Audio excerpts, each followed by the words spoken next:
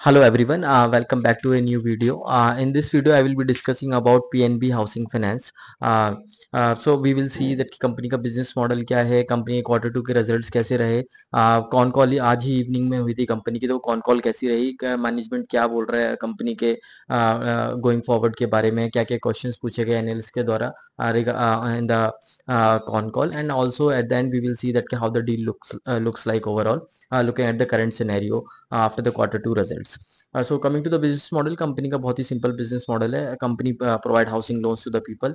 किसी को घर कंस्ट्रक्ट करना है, किसी को लैंड लेना है प्लस उस पर कंस्ट्रक्ट करना है, उसके लिए भी लोन्स हैं. कुछ पार्ट इनका है ना नॉन हाउसिंग लोन्स के लिए भी है. तो बेसिकली मेजर पार्ट जो है इनका हाउसिंग लोन ही है. तो so this is a business model of the company.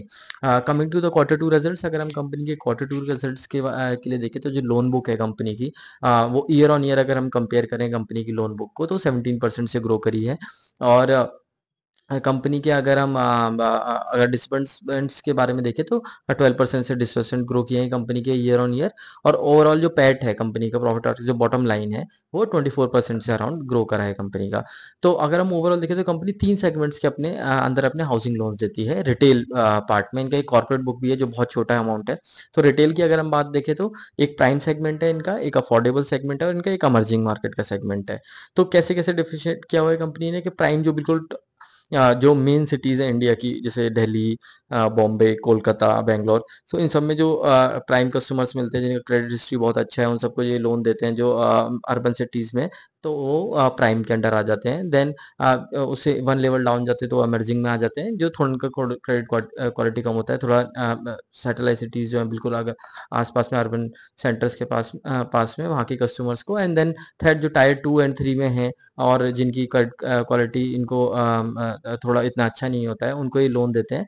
तो उनको ये अफोर्डेबल हाउसिंग सेगमेंट में ये डाल देते हैं. टिकट साइजेस भी वेरी करते हैं इसके अकॉर्डिंगली, क्योंकि अर्बन सिटी में कोई लोन लेगा तो वो हायर अमाउंट का लेगा, अफोर्डेबल में लेगा तो लोअर अमाउंट होगा टायर टू थ्री सिटीज़ में, बेसिस द प्रॉपर्टी प्राइसेस. सो अगर हम इन तीनों सेगमेंट्स में देखें तो मेजर डिफरेंशिएशन का यील्ड के बारे में, एक यील्ड भी एक मेजर डिफरेंशिएशन है.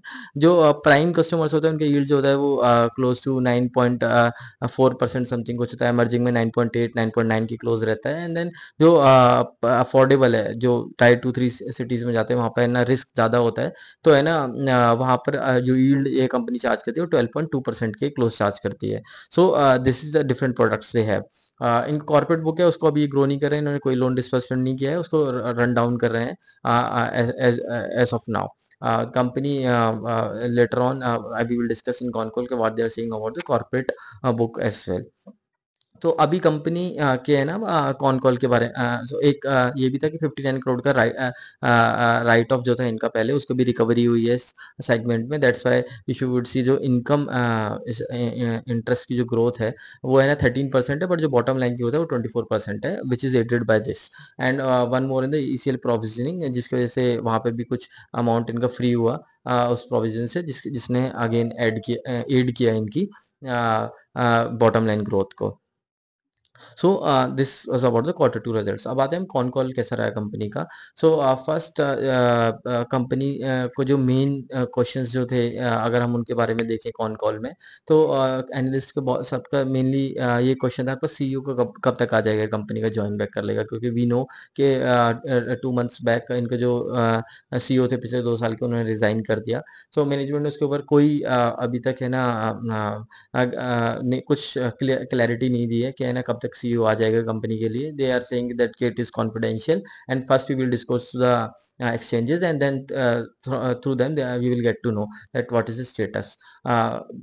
No timeline and nothing they provided in the con call that where the process is. So one is that. Second question was on the credit cost के ऊपर था कि जो रिकवरी हम क्रेडिट कॉस्ट की करते जा रहे हैं उसका अमाउंट कितना है, और टिल व्हेन दे सी के जो क्रेडिट कॉस्ट है वो कंपनी के लिए रिकवरी होती रहेगी. सो मैनेजमेंट ने बोला next 2-3 years they are confident कि उनकी रिकवरी सही रहेगी और वो नेगेटिव नहीं रहेगी उनके लिए क्रेडिट कॉस्ट. और जो टोटल अमाउंट है 1000 करोड़ का, जिसमें 675 करोड़ जो है वो कॉर्पोरेट का, रेस्ट जो है वो रिटेल का क्रेडिट कॉस्ट है, जो है ना रिकवरी के लिए they are approaching. This was on the credit cost. जो सेकंड क्वेश्चन था। थर्ड क्वेश्चन था कि अब जो कॉस्ट ऑफ बोरिंग है वो कंपनी की कैसी रहेगी गोइंग फॉरवर्ड। तो कॉस्ट ऑफ बोरिंग में मैनेजमेंट ने ये बोला कि कॉस्ट ऑफ बोरिंग जो है वो slowly slowly it will come down going forward. But इन्होंने ये भी बोला कि कॉस्ट ऑफ बोरिंग जब कम आएगी तो उस जो बेनिफिट को they will derive from there, they will pass into on to the customer, so they do not see too much improvement in the margin in the bottom line as of now. तो अच्छा, एक और चीज जो B I T इन और out जो भी था उसके ऊपर भी क्वेश्चन पूछा गया था मैनेजमेंट से। तो 9% इनका इन है, 4% आउट है, तो 5%। So the loan they are providing is at good rate. So बहुत लॉट ऑफ द कस्टमर्स उनको लगता है कि if they switch to PNB housing their EMIs will reduce, so that benefit also the bank is getting as of now. So अगर हम overall देखें तो ये कॉन कॉल के मेन मेन हाइलाइट्स थे जो मैनेजमेंट ने प्रोवाइड करे थे। सो अगर हम ओवरऑल डील के ऊपर देखने आए तो कंपनी अभी काफ़ी अंडर वैल्यूड है। पीएनबी हाउसिंग फाइनेंस, इनका जो आरओ है वो 2.75%, 2.65% है, एंड आरओई भी इंचिंग अपवर्ड्स और अभी 12.7% है अगर इस क्वार्टर को देखें। और इनके बेसिस पे अगर हम देखें तो कंपनी का जो प्राइस टू बुक वैल्यू है वो 1.35 के अराउंड आता है। तो लेटेस्ट जो बुक वैल्यू है कंपनी की after quarter two results. So it shows overall that company in comparison to the metrics ROA ROE they have, company is fairly undervalued in terms of PYE, and वहाँ से एक री-रेटिंग हमको देखने को मिल सकती है कंपनी में। But there some other questions as well कि अगर आप देखोगे जो पहले जो मैनेजमेंट ये बोलता था कि जो इनकी ग्रोथ, लोन ग्रोथ की गाइडेंस रहेगी वो 18 से 20% रहेगी, बट इस बार मैनेजमेंट बोला है वो 17 to 18% रहेगी। So the change is that के इंस्टेड ऑफ जो लोअर रेंज थी 18% की, उसमें भी उन्होंने अब एक range they the 17 to 18%। So this is a bit negative that now company has reduced, kind of reduced their guidance in this con call. Second part is point is that की company ने branch additions आप देखोगे तो पिछले 2 quarters में branch additions बिल्कुल slow down हो गया कंपनी का। अफोर्डेबल स्पेस में they haven't added anything, in emerging market they have added I think 5 branches, and in prime also they have not added anything.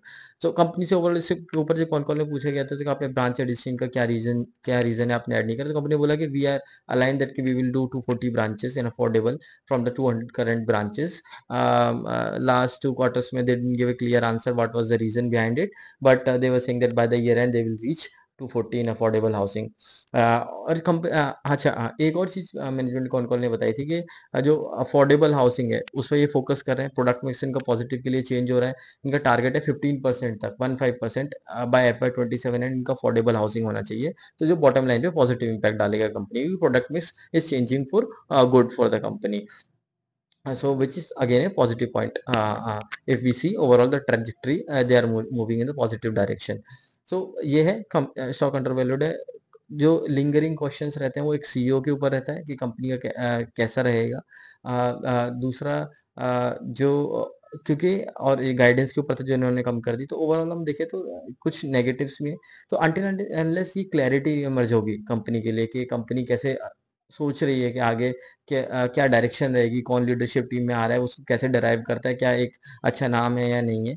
तो अब तक कंपनी थोड़ा जंप रिजल्ट्स के बेसिस पर दिखा सकती है कि कैसे है कैसे नहीं है, but overall long term trajectory जब तक क्लियर नहीं होगी, it would be very difficult to build a position in this company, at least for me.